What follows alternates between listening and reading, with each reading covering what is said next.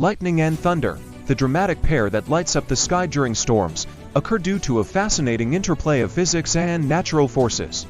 In storm clouds, turbulence causes water droplets, ice crystals, and hailstones to collide and interact, creating static electricity much like the effect when you rub a balloon on your hair.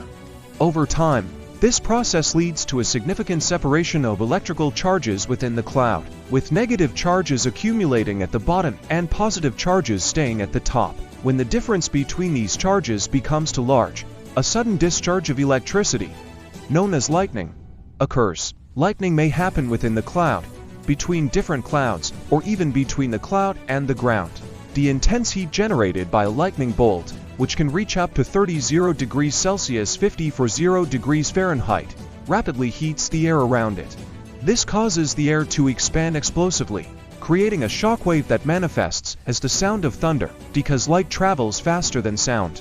We often see the lightning before hearing the accompanying thunder, and the time gap can help us estimate the storm's distance. Thunderstorms provide the perfect conditions for this phenomenon.